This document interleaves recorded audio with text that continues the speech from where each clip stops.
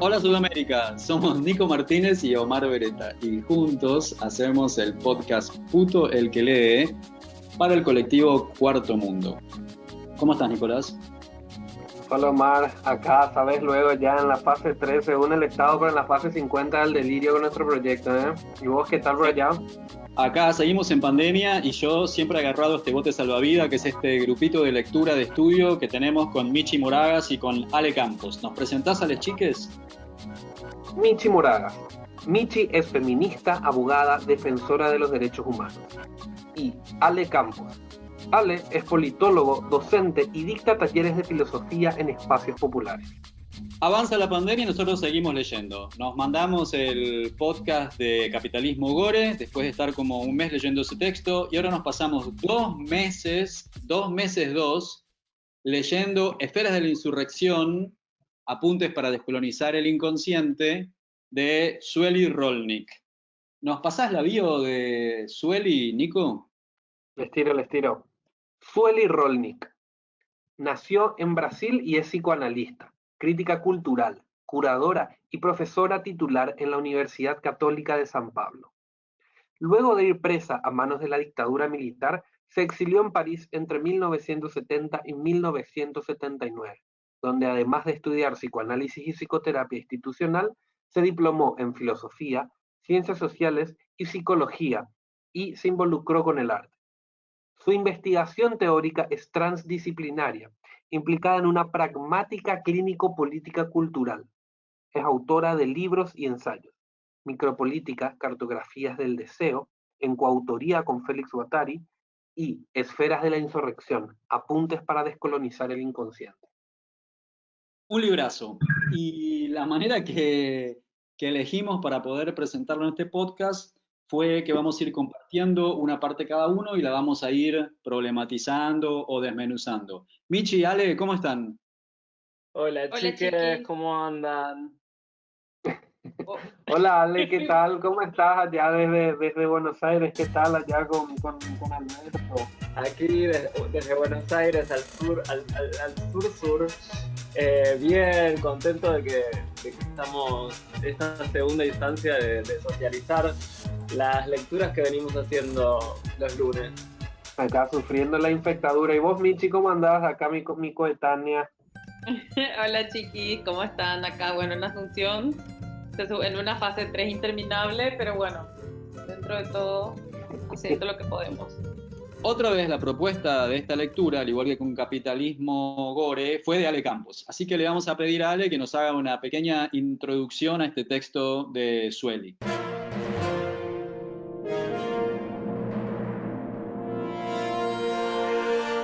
Bueno, como leía Nico antes en la bio de Sueli, ella es brasilera y se estudia bastante tiempo en Francia, pues tiene que exiliar y ahí conoce y trabaja con Félix Guattari, en donde comienza a desarrollar todo esto que es esta pragmática clínica, ¿no?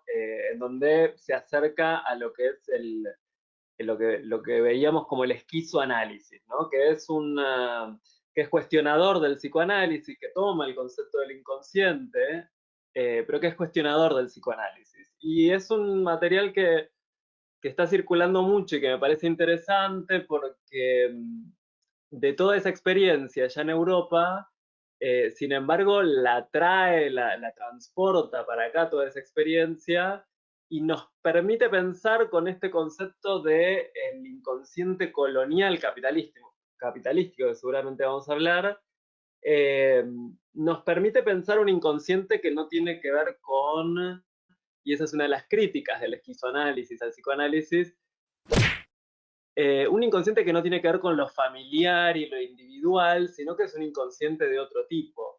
Y ella lo trae a nuestra región, digamos, se apropia de una teoría que no es de este suelo, pero la trae a este suelo y nos permite pensar con esas categorías algo del orden de lo sudamericano y de la experiencia de lo colonial, y en ese sentido nos habilita a pensar, a dar apuntes, como dice ese subtítulo del texto, a dar apuntes para descolonizar el inconsciente. A mí este texto me parece que es de alguna manera interesante y no sé si decir fundamental, pero me parece que es un texto muy importante para pensar un poco, digamos, nuestras estrategias, porque muchas veces quienes trabajamos sobre todo temas de sexualidad, reproducción y feminismo, muchas veces nos cuesta hacer como este link entre la macropolítica, que es sobre la que muchas veces queremos impactar, digamos, las políticas públicas, las leyes de los países, etcétera, y la micropolítica, que es un poco lo que hacemos en el cotidiano con la gente que trabajamos y con, digamos, en esto que decimos las feministas de lo personal es político, un poco todo eso. Y creo que este texto es como muy clarificador en ese sentido y yo creo que sí puede llegar a ser muy fundamental para poder tener este diálogo que creo que es absolutamente imprescindible, sobre todo en los tiempos que corren. A mí, primero que nada, es muy particular como este texto me parece que no sé si fue o la mejor idea leer en este contexto o la peor idea leer en este contexto, porque ya de por sí con toda la tensión del ambiente por el tema de la pandemia, fue inclusive un poquito tenebroso ver cómo se iba hilvanando en el texto, en todas las interpretaciones políticas que tenía Sueli y cómo cómo íbamos viendo cómo eso se empezaba a manifestar en las diferentes regiones, en los diferentes países y en las diferentes propuestas políticas de los diferentes movimientos. ¿Qué quieren que haga? Lo lamento mucho, pero yo no hago milagros. Esta declaración tiene de nuevo en el centro de las críticas al presidente de Brasil, Jair Bolsonaro, quien en rueda de prensa fue cuestionado por algunos periodistas por el preocupante aumento de las muertes por coronavirus en ese país, que registró 470 A mí me gustó particularmente el texto en especial porque siento que pudo lograr dar respuestas a muchísimas cosas que de repente los activistas o militantes no logramos del todo unir una cosa con la otra, que es justamente esto que es lo que hace Sueli, específicamente se enfoca mucho en eso, en tratar de construir ese puente, no sé si está bien utilizar la palabra puente, pero sí de tratar de construir como que ese hermanamiento entre lo macropolítico y lo micropolítico y cómo se vincula una cosa con la otra. Porque también en un contexto regional particular donde la consigna, lo personal es político, como que se ve replicado en diferentes prácticas, sin embargo, cómo esto verdaderamente interviene dentro de la construcción de lo que, ahora vamos a explicar mejor, vendrían a ser los mundos larvarios, que le dice Sueli Rolnik, que está re bueno, porque nos brinda, como es propio de la filosofía, ¿verdad? Nos brinda todas estas nuevas categorías desde donde pensar y poder ajustar nuestra propia propuesta, nuestra praxis política, nuestra praxis militante o activista. A mí, como porteño súper psicoanalizado, como clásico exponente de nuestra ciudad, me impactó y me deslumbró mucho la crítica grande que le hace al psicoanálisis en general, especialmente cuando se refiere a sus prácticas aparentemente terapéuticas, pero que son sofisticados dispositivos micropolíticos reactivos, y eso me hizo pensar en muchas instancias de mis propias terapias, en las cuales, perteneciendo a la disidencia sexual, cierta sobreadaptación al régimen capitalista para poder reproducir ese sistema e integrarme, ¿no? Y la otra cuestión que fue un buen llamado de realidad o llamado de despertador es que muy en claro expone que perdimos la lucha frente a la reforma heteropatriarcal, colonial y neonacionalista que estamos viviendo en Sudamérica, y que este es el momento de, con toda la furia y con todo el amor, salir a activar desde la micropolítica y a reconectarnos con la macropolítica para poder sobrevivir.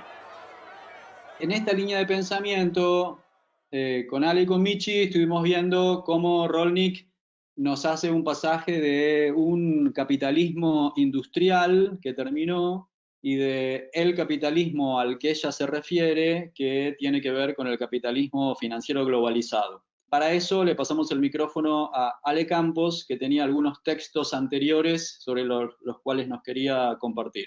Sí, una cosa que quería agregar, igual de lo que había dicho Nico, que esto que si era la mejor idea o la peor idea, me vino esta frase que es del prólogo, ¿no? Dice, este libro es como un bellísimo gusano que crece en un estercolero y que nos guía en los lugares que más nos aterran, en las capas más oscuras del fascismo contemporáneo.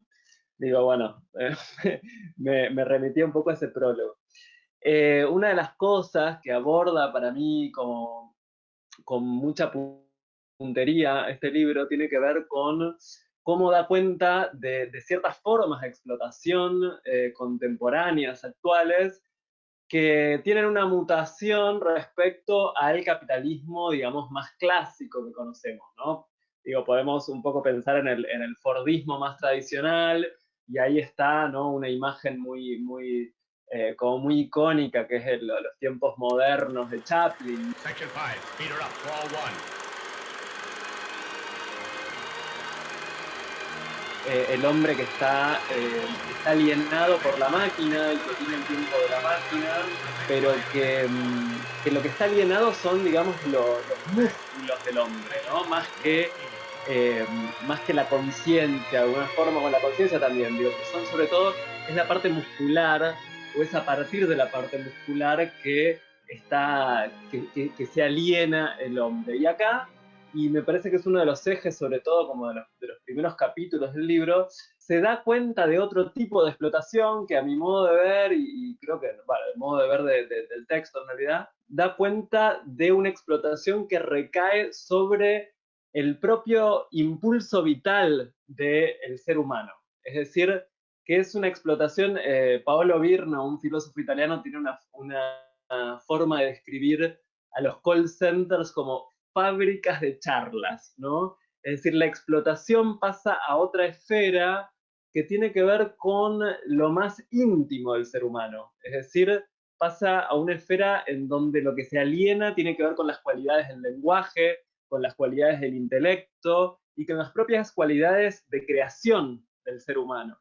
Entonces, en ese sentido, me parece que da un poco cuenta de los nuevos desafíos que tenemos cuando podemos pensar que la explotación se ha corrido de eje y ya no es la típica explotación fordista, no porque no siga existiendo, pero sí porque el capitalismo ha mutado y tiende a capturar otras partes del ser que no eran las mismas que hace 40, 50, 60 años.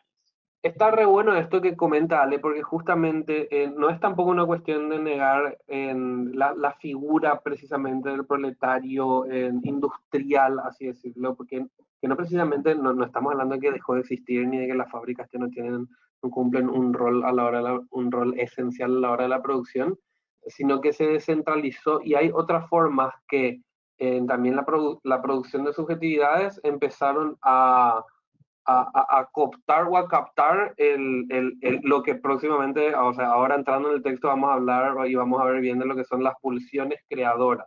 Vale la pena recordar que la introducción a este texto de Sueli Rolnik lo escribe Paul Preciado, que la introducción ya tiene realmente un contenido valiosísimo de lectura, y que siguiendo con lo que dicen Ale y Nico, es interesante como Sueli nos habla de un nuevo sujeto colonial moderno zombie, íntegramente, ¿no? Y que, bueno, y vamos a ver después si hay alguna posibilidad de que se planteen puntos de fuga de esta situación, de estar sumidos en esta condición colonial zombie de la modernidad.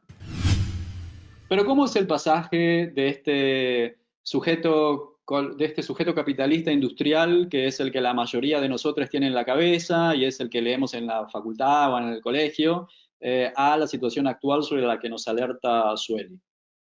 Bien, una cita de Fanon que me parece, de Frantz Fanon, que me parece interesante para traer acá. Dice Fanon, hablando del mundo colonial, ¿no? Lo describe como un mundo dividido en compartimentos, maniqueo, inmóvil, mundo de estatuas. La estatua del general que ha hecho la conquista, la estatua del ingeniero que ha construido el puente. Mundo seguro de sí que aplasta con sus piedras las espaldas desolladas por el látigo. He ahí el mundo colonial. El indígena es un ser acorralado. El apartheid no es sino una modalidad de la división en compartimentos del mundo colonial. La primera cosa que aprende el indígena es a ponerse en su lugar, a no pasarse de sus límites. Por eso sus sueños son sueños musculares, sueños de acción, sueños agresivos. Sueño que salto, que nado, que corro, que brinco. Sueño que río a carcajadas, que atravieso el río de un salto, que me persiguen muchos autos que no me alcanzan jamás. Durante la colonización, el colonizado no deja de liberarse entre las 9 de la noche y las 6 de la mañana. Esa agresividad sedimentada en sus músculos va a manifestarle el colonizado primero contra los suyos. Es el periodo en que los negros se pelean entre sí y los policías, los jueces, no saben qué hacer frente a la criminalidad norafricana.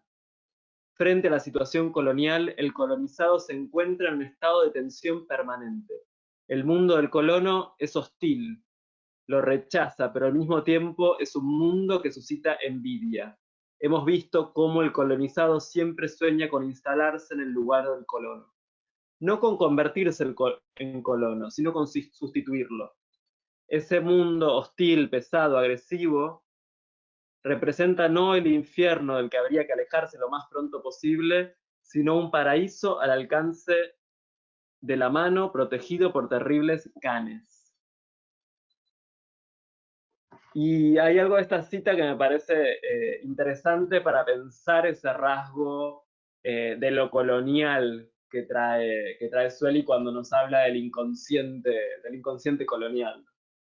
En este pasaje, al sujeto colonial moderno zombie, al que se refiere Sueli, menciona algunas cosas que cambiaron con respecto al modelo de capitalismo industrial y se refiere especialmente en Francia y en Brasil al movimiento punk, al feminismo, al movimiento negro, LGBTIQ y al surgimiento del Partido de los Trabajadores y del MST en los años 80. Cuando nosotros analizamos esto en la lectura que hicimos juntos del texto, siempre lo tratamos de traer también a nuestros territorios y hablamos del intento de golpe a Lino Oviedo en el 96, el marzo paraguayo en el 99, el golpe a Lugo en el 2012, y en Argentina hablamos también de los piqueteros y de los movimientos sociales y de las asambleas sociales. Y esto, por supuesto, genera una nueva estrategia de ataque de todos estos movimientos y ciertamente nuevas alianzas de sectores más conservadores. Bueno, y estas, digamos, estas alianzas, y ahí es que para mí termina de tener como mucho sentido un poco lo que Sueli plantea en términos de la relación entre lo micro y lo macro, y ahí quería compartir como un parrafito que me parece como muy interesante, que también habla un poco de mayorías y minorías, y dice así: se apela fanáticamente a la moral eclesiástica, familiarista e identitaria, que, aunque presente desde el principio en el guión de la serie, bordea ahora el delirio. Porque el no nacido no puede defenderse, el no nacido no puede hablar, el no nacido no puede pelear, depende de nosotros para que peleemos por él. No puede ser más oportuno un proyecto de declaración de esta naturaleza. Eso de pro vida y pro familia, sin embargo, tiene una fuerte connotación. Se toma como objetivo la cultura en su sentido amplio, desde las prácticas artísticas, educativas, terapéuticas y religiosas, no cristianas, a los modos de existencia que no encajan en las categorías machistas, heteronormativas, homofóbicas, transfóbicas, racistas, clasistas y xenofóbicas. No comparto porque yo tengo otra visión del tema, tal vez una mejora obviamente en la figura de la unión civil, es lo más adecuado para tratar este tema y no la equiparación de la pareja homosexual a la pareja heterosexual, porque creo que son dos cosas distintas. ¿Qué planes tenés para...? Estos últimos son lo que se ha establecido llamar minorías, no en sentido cuantitativo, ya que desde ese punto de vista constituyen la aplanadora mayoría, sino en el sentido de su clasificación como cualitativamente menores desde el punto de vista del modo de la existencia hegemónico que se considera superior. Creo que esta parte del texto creo que es súper interesante porque creo que nos conecta mucho, sobre todo a quienes trabajamos desde las disidencias sexuales y de género, con un poco la cuestión macropolítica en el sentido de, y eso es lo que siempre decimos, por ejemplo, cuando hablamos de la ley contra toda forma de discriminación en Paraguay, decimos que no es una ley para las minorías, sino para las grandes mayorías, en este sentido cuantitativo de que somos realmente, o sea, quienes estamos fuera, por ejemplo, del modelo hombre blanco, clase media, sin discapacidad, heterosexual, católico, en el Paraguay realmente somos la gran mayoría del Paraguay y creo que es re importante salir como de ese lugar de la minoría psicológica, digamos, de alguna manera, y creo que Sueli lo plantea bastante bien y que nos puede servir también un poco para toda la militancia que hacemos desde las disidencias. Sí, me parece para ahí reafirmar lo que dice Michi, que me parece súper interesante, un poco trazar un horizonte de salir de la perspectiva de minoría, ¿no? Digo, porque es un asunto, es un asunto de la totalidad y nos atañe a la totalidad de la sociedad. Porque también el paradigma de pararse desde una perspectiva de minorías puede un poco derivar hacia políticas que pareciera como que son muy segmentadas, ¿no? Como políticas para la mujer, políticas para las disidencias sexuales, ¿no? Y en realidad es algo que nos atañe y nos interpela a la sociedad como un conjunto y no nada más a una minoría. Digo, me venía eso, ¿no? Con lo que había dicho Michi. Tomando un poquito esto que dijo Ale, justamente sobre la construcción de lo que es la minoría y las mayorías, a medida que íbamos leyendo, fuimos tomando como que diferentes autores o diferentes elementos que nos ayuden a pensar, a bajar a la realidad, a la materialidad, los conceptos que íbamos trabajando. Ya de por sí el texto nos brindaba muchísimo sobre la experiencia que fue el golpe contra Dilma en Brasil, pero nosotros igual íbamos como que aportando desde otros lugares, en otras cosas que íbamos leyendo y que íbamos juntando. Uno de esos es un artículo de Frédéric Neyrat que escribe a propósito de un texto de Arjun Appadurai, que es un filósofo que escribe una obra súper importante que se llama El rechazo de las minorías. Lo que dice este artículo es, básicamente, abro comillas, nosotros somos nosotros y solo nosotros, y no somos en lo absoluto ellos, ni jamás lo hemos sido. Debemos probar con hechos que esto es cierto. Así que pasemos de la repetición constante en el discurso también a la repetición constante en la realidad, exterminando a los otros. ¿Qué quiere decir? Ni cagando, ni en pedo, no podemos bajo ninguna perspectiva permitir que se nos confunda con ellos, con la otredad. Y para demostrarte profunda y fehacientemente lo no ellos que somos, y no solo lo voy a decir y repetir constantemente, no. Voy a demostrarte con hechos, con acciones, y voy a performar lo no ellos que soy. Porque más yo soy mientras más demuestro lo no ellos que somos. Hablar de este fenómeno específico de construcción de la identidad no es nada nuevo. Sin embargo, Arjun Appadurai justamente nos trae esto a colación, pero para agregarle nuevos ingredientes a este cóctel que él dice que es un cóctel genocida, que es el nacionalismo y su percibida antagonista, la femme fatal, sensual y traicionera globalización. Appadurai en este trabajo intenta establecer un vínculo entre la violencia y la globalización, utilizando como matriz productiva de esta subjetividad la lógica que mencioné hace un ratito. La necesidad de establecer la identidad de uno mismo a través de la negación constante del otro. Es de esa forma en la que construimos un sí idealizado, una forma de ser que tiene una cosmología propia totalizante que al ser idealizada es inalcanzable. Por favor, yo quiero volver a revivir la foto del balcón de Juliana con Mauricio y Antonio, una familia blanca, hermosa, pura, y a partir de ahora y de todo lo que... Por ejemplo, supongamos que existe una forma específica de ser paraguayo, o sea, una forma cultural específica que signifique ser paraguayo. Esto implica necesariamente una perspectiva totalizante, en el sentido de que hay una forma exacta de ejercer la paraguayidad. Recordemos siempre que la identidad no se construye individualmente. Si fuésemos la única persona del planeta, no seríamos ni paraguayos, ni argentinos, ni mujeres, ni varones, ni heterosexuales, ni homosexuales, etc.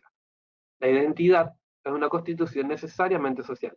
Entonces, esta idealización de la identidad es imposible de satisfacer a cabalidad, ya que justamente eso, una idealización. Esto, según Apadurai, desemboca en lo que él llamó la angustia de incompletitud. Esta angustia se da socialmente cuando un sector que se considera pueblo y dice enaltecer los valores nacionales, se sienten distanciados de esa totalidad imaginaria a la que ellos le atribuyen su identidad nacional. Es una angustia que es absolutamente inevitable, ya que para evitarlo uno debería poder acceder a la idea, cabalmente a la idea de nación. Un ideal que por ser justamente ideal es inabarcable por la materialidad del mundo físico y sus variantes sociales. Un ideal mitológico que remite a una simbología cultural con elementos como la gastronomía, la indumentaria, el comportamiento, los fenómenos tradicionales, etc. Y es ahí donde le agrega este ingrediente que es el de la globalización, que es la globalización genera una constante sensación de angustia de incompletitud para las personas que consideran la identidad nacional como un valor, porque toda totalidad nacional acaba por convertirse necesariamente en marginal en el seno de un marco mundial. Y quiero poner un ejemplo. En el 2019, Uruguay transitó una discusión mediático-social súper tóxica. Sectores conservadores y fundamentalistas lograron avanzar con una propuesta de referéndum para derogar la ley integral para personas trans. Referéndum que fue impulsado por el dirigente del Partido Nacional, Carlos Giafiliola, a quien recibimos. Buenos días, Carlos, gracias por acompañarnos. Un gusto estar con ustedes. Nosotros dijimos desde el primer momento que esta era una ley peligrosa, injusta, inconstitucional. Miro la ley y digo, no, yo esta ley no la quiero en mi país y por eso quiero derogarla. Este pedido de derogación fue acompañado políticamente por sectores nacionalistas, capitalizando la oposición utilizando consignas de reivindicación nacional identitaria. El pedido de referéndum, que debería haber sido firmado por el 25% del padrón electoral, no fue ni remotamente alcanzado y la ley integral para personas trans, por suerte, logró imponerse y reglamentarse. Pero acá hay un dato que me parece importante aportar para esta reflexión. Uno de los puntos que contenía esta ley integral era uno que contemplaba la reparación económica de personas trans que hayan sufrido violencia y discriminación social e institucional desde 1975 hasta esta época. Y entonces, gracias a eso, hoy en Uruguay hay 30 personas que cobran un monto en reparación de su histórica opresión. 30 personas. 30 son la cantidad de personas que forman para los sectores nacionalistas una amenaza a su ideario mitológico de identidad nacional. Claro que una minoría es muy minoría, y esta minoría que considerar que este grupo es capaz de amenazar esa solidez de su cosmología nacional identitaria, en realidad habla peor de su cosmología que de las comunidades a los que consideran minoritarias. Entonces, en fin, una de las cosas que propone Sueli en sus textos es por qué las izquierdas están tan perdidas. Según Sueli Rolnik, el gran problema de por qué hoy las izquierdas van perdiendo terreno es justamente porque intentan montarse a la realidad desde las mismas lógicas y prácticas que generan y producen inconscientes colonizados. O sea, lo que dice Sueli es que uno de los grandes problemas que tiene la izquierda es que no logra escaparse de esa misma técnica de producción de subjetividad, que es una técnica de producción de subjetividad que está montado en un inconsciente colonial capitalístico, que es lo que ella elabora a lo largo de su texto, que es un inconsciente colonial capitalístico que construye subjetividades sujetas meramente a la experiencia del sujeto individual.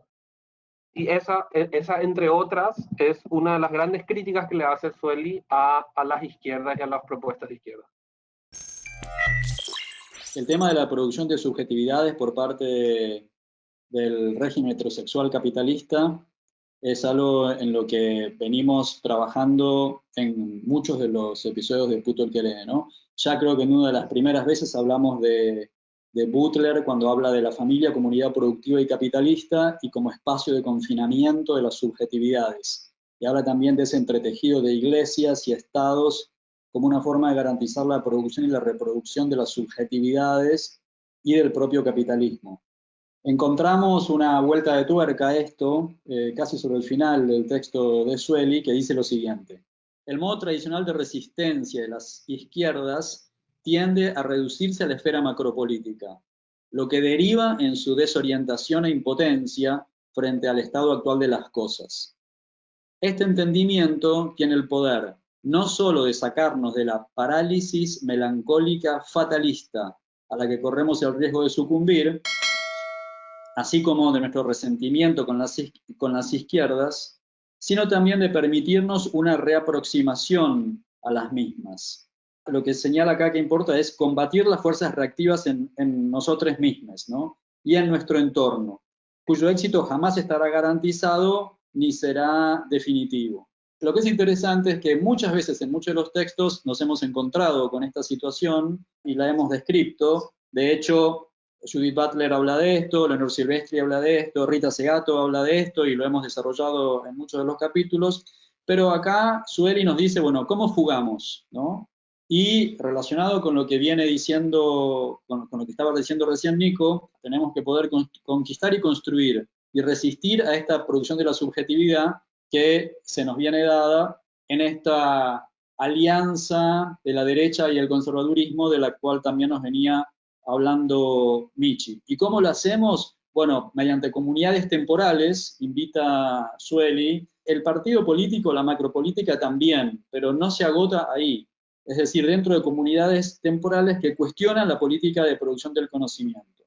Por eso ella dice que pensar y sublevarse no es algo individual, de la misma manera que Nico en el texto de Apaduray venía hablando de que no nos podemos hacer este trabajo o esta interpretación de la individualidad, sino en todos los ámbitos. Y ahí nos llama el trabajo micropolítico, que es pensar y sublevarme, conquistar y construir en mi sexualidad, en los afectos, en el lenguaje, en la imaginación, en el deseo. Y también, por otra parte, habla de, dentro de la cultura, del arte, de la canción popular, la relación con el otro, la agricultura y lo indígena.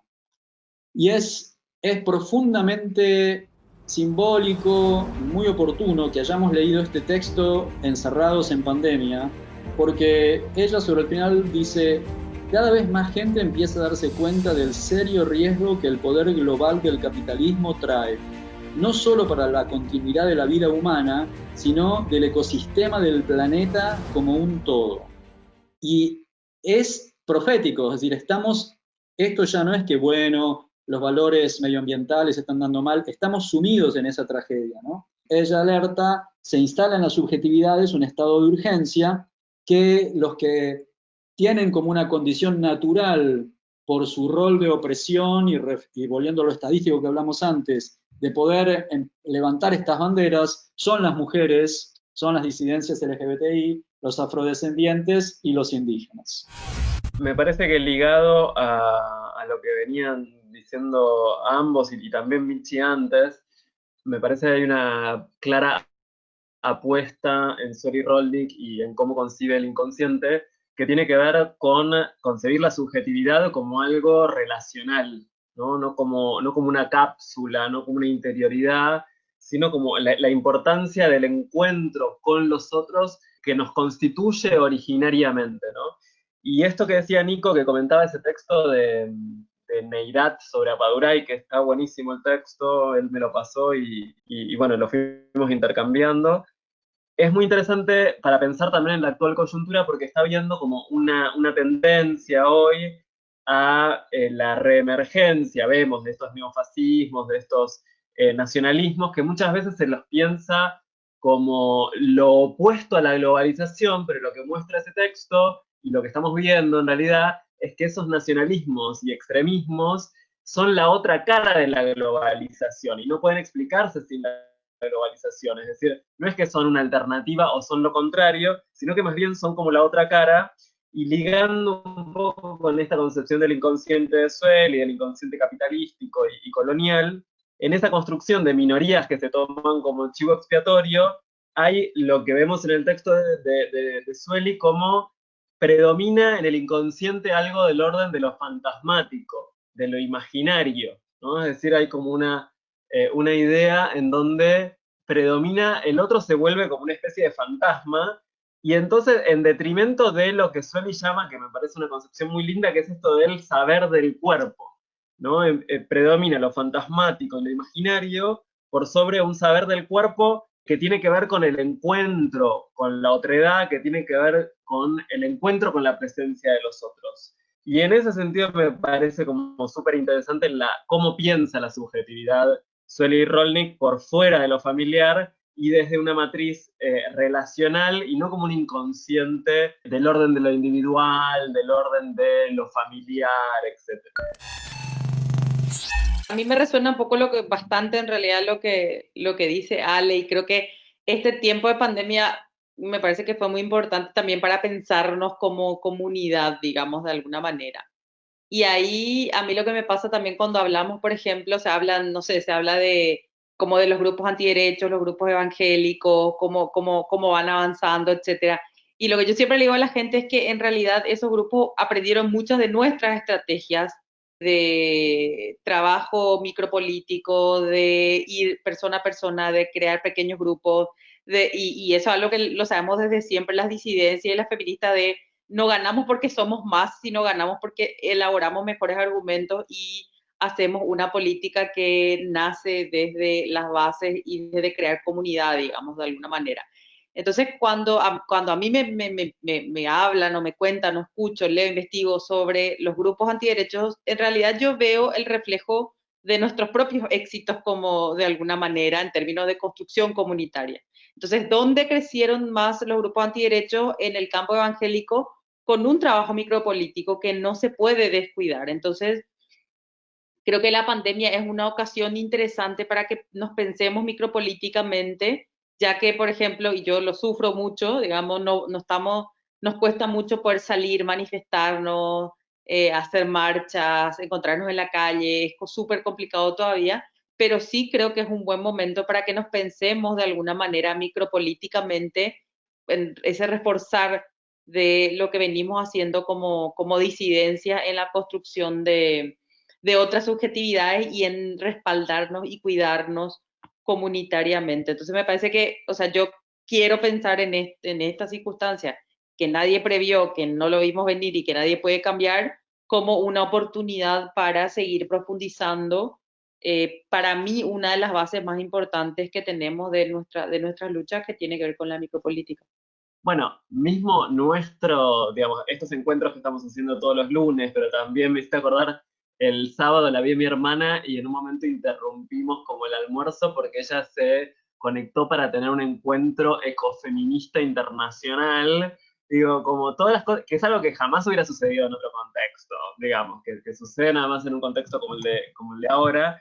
Digo, también hay algo de que se está, me parece, generando mayor tiempo a volcarnos a tejer redes internacionales que van más allá del territorio, que me parece que si no fuera por esta actual coyuntura, creo que no se estarían dando.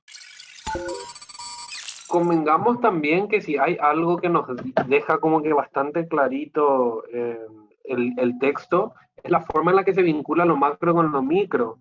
No es que o uno o lo otro, sino que lo uno deviene, o sea, tipo como que se articula con lo otro de una manera en la que si descuidas uno, el otro se te va un poquito a la mierda y viceversa, o sea, no se puede desconectar. Y relacionado con eso, quizá también rescatar esto de la parálisis melancólica fatalista, que lamentablemente es algo que está presente en muchos de los espacios de izquierda, por las circunstancias políticas en las que hemos vivido y económicas y sociales del avance de las derechas neoconservadoras. Este llamado de Sueli a modificar radicalmente la existencia es una instancia de fuga a través de lo micropolítico también, y estar siempre afrontando la tarea de inventar nuevos dispositivos de resistencia.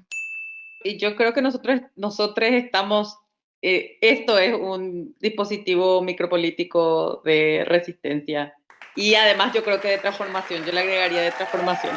Y yo prefiero mirarlo desde ahí, digamos, a ver, no quiero dejar de mirar el desastre, el contexto súper difícil en el que estamos, pero también yo quiero mirarlo desde las posibilidades que nos hemos permitido explorar en este tiempo, y creo que uno de ellos para mí fue como esta construcción de comunidad mucho más allá de lo territorial, digamos, territorial real, digamos. El territorio se volvió el espacio en el que nos fuimos encontrando, que ahora mismo no sabemos bien dónde es, pero está en todos lados al mismo tiempo también. Entonces, yo me quiero quedar con esa idea.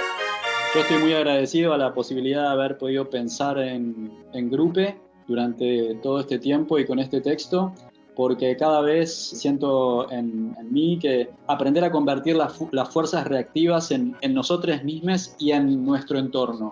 Y esta lectura micropolítica y debate que hemos tenido me ha dado un montón de herramientas para poder incidir desde pequeñas cosas, una respuesta en Instagram, alguien que en Facebook pone algo, una idea que se va colgando, en un intento de que no nos expropien la subjetividad.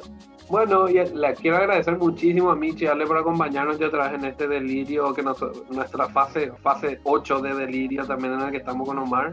Verdaderamente muy agradecidos por todo esto que nos aportan constantemente. Estamos accionando en forma afirmativa a nuestra duda inicial, creo al inicio del texto, cuando nos dijimos, ojo que mientras nosotros nos macrodivagamos, ellos se microorganizan, ¿no? Así que creo que este tiempo de lectura del texto nos dio herramientas para microorganizarnos nosotros y poder combatir con toda la fuerza y con toda la ternura.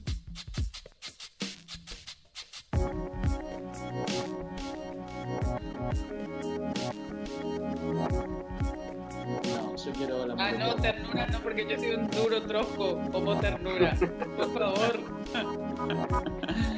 Bueno, no puedo creer que terminamos este podcast, Dios mío. Dejo de grabar. Sí, dale, deja de grabar. Qué belleza, gracias, chicos.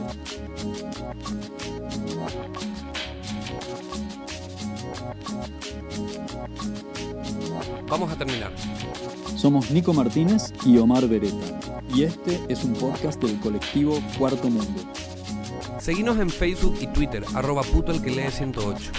Y en Instagram, @censurado108.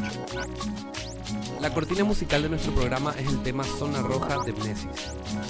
Agradecemos especialmente a Octavio Linares, responsable de nuestra tecnología en sonido. A Nico Granada y al equipo del Surtidor por la edición. Para toda Sudamérica, educación sexual integral y laica. Hasta la próxima.